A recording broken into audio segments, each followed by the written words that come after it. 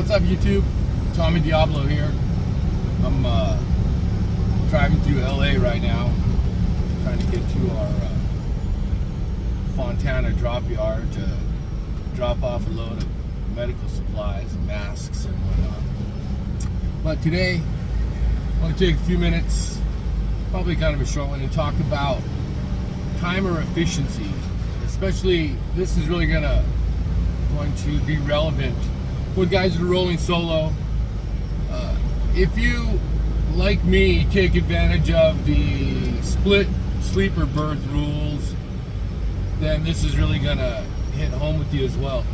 And first thing you have to realize too is if you're running teams and running a split sleeper berth, well, this isn't going to really affect you as much, because in that instance, each teammate has to be doing the exact opposite activity of what the other is doing at all times. So if you're sleeping for 7 hours, your teammate is driving for 7 hours.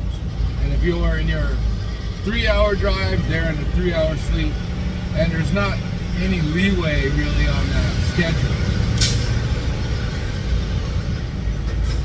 It's just going to be solid. Sorry, I had the window open there. It's kind of loud. So when you're team driving, it's very important that you stick to that schedule so that both of your clocks and your 70-hour clock corresponds with each other, and that makes a big difference for the team. But having said that, if you're rolling solo, you can really use the split sleeper berth provisions to help you be efficient and get the maximum out of your driving day.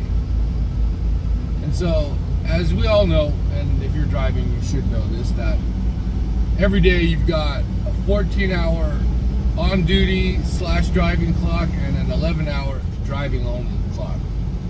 And that means that you can be on duty and not driving, but you cannot be driving and not be on duty.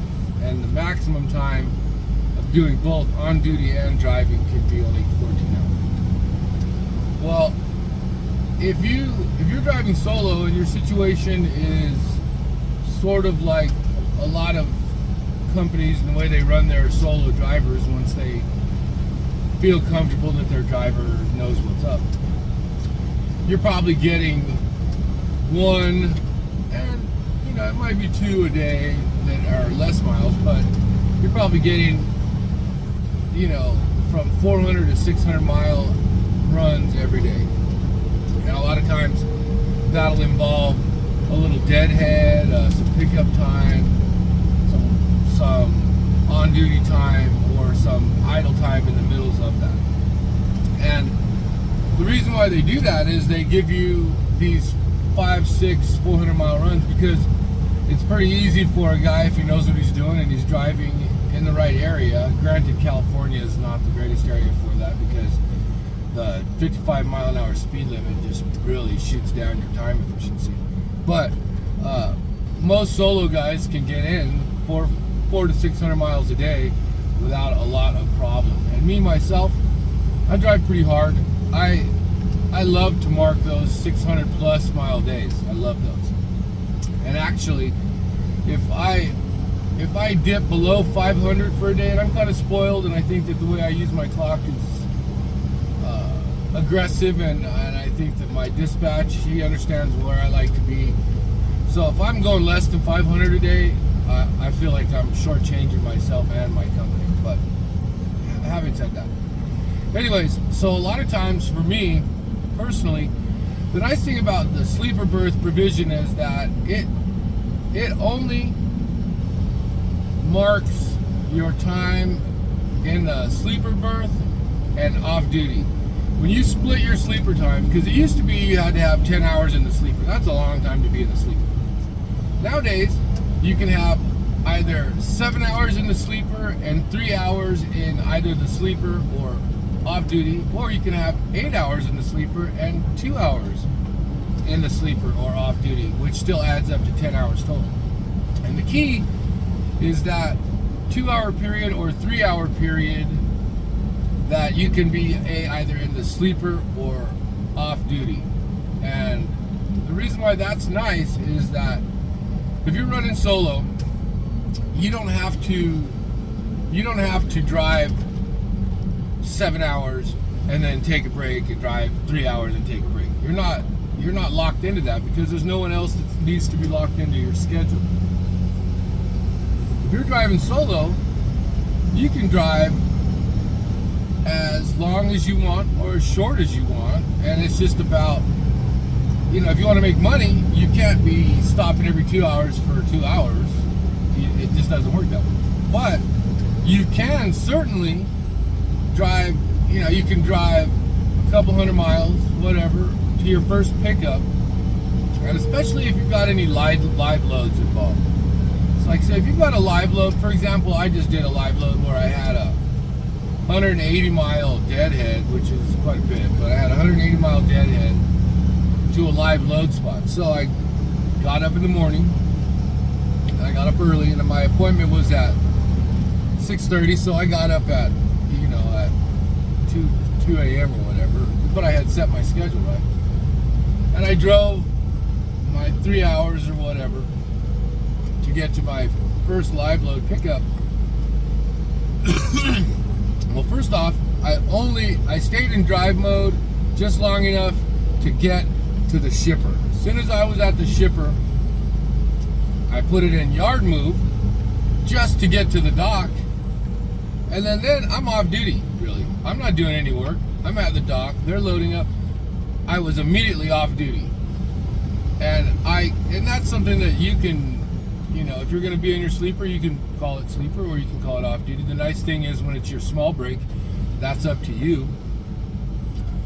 And I waited for them to live load. And so sometimes these live loads take a long time.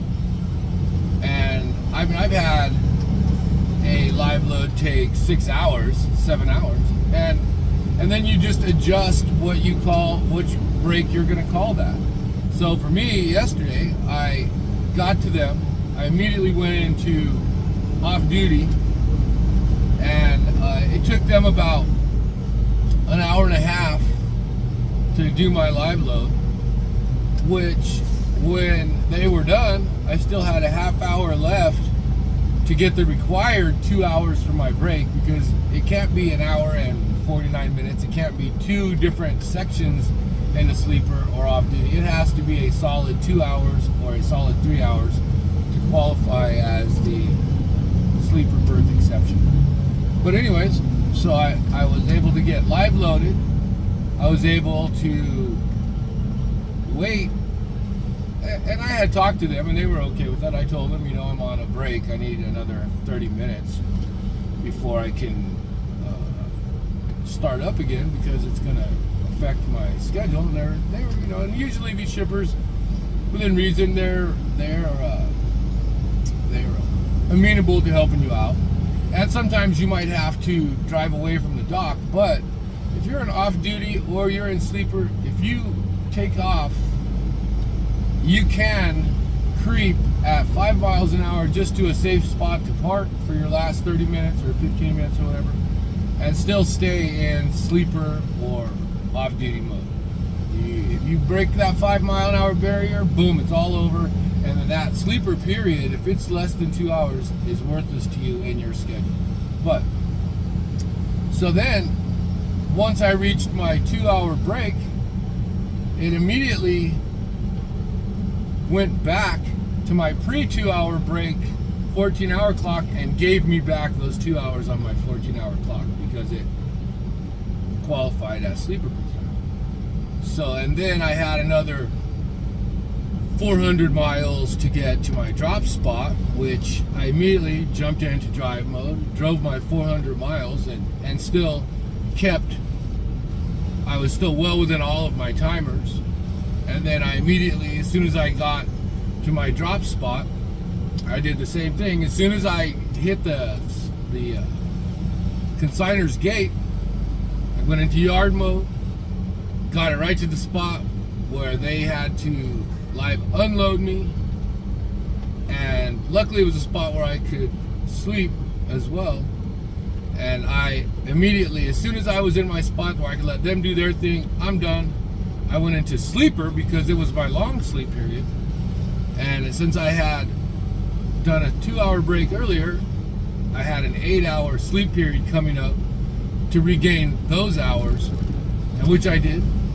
And I woke up in the morning with a fresh clock of time that allowed me to continue my next day. And what I'm trying to get at is that if you are conscientious about how you could drive for 5 hours, take a 2-hour break, drive for another 5 hours, then take your long break, any combination of that. You can take a long break in the middle of the day if it works out with you. The thing is, you need to be conscientious about how you plan your day and make these breaks that you have to take work for you, so that you don't have to take your mandated sleep and off-duty breaks, as well as wasting a lot of time at these shippers and consigners with pickups and live loads and live unloads. So hopefully that will help you guys understand a little bit about how to be efficient. And one other thing I will say is that for me, I also run on recaps.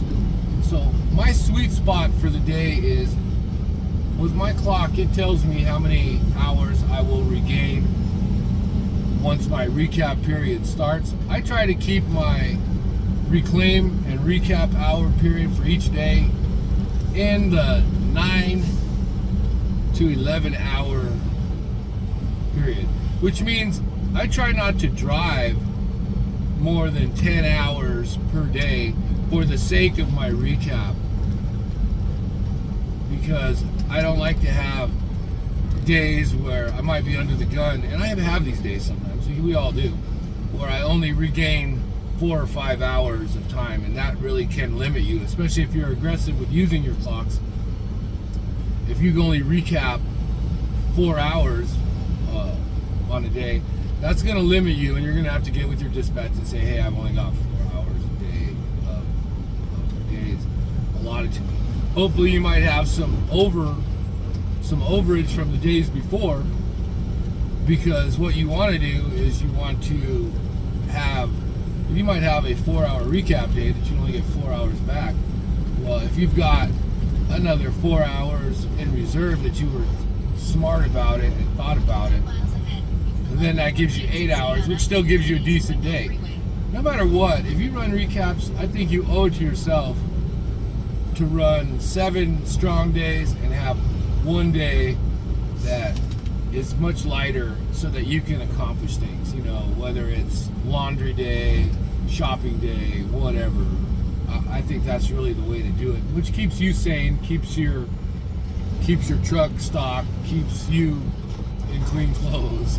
And then I know plenty of guys, and I won't say that I haven't done it, that's their shower day, and we'll get into some cleanliness videos later on. But I hope this was helpful to you guys. Give me the thumbs up and subscribe if you like it. I'm Tommy Diablo, and I'm the Uncommon Trucker, and I'll talk to you later. Signing off.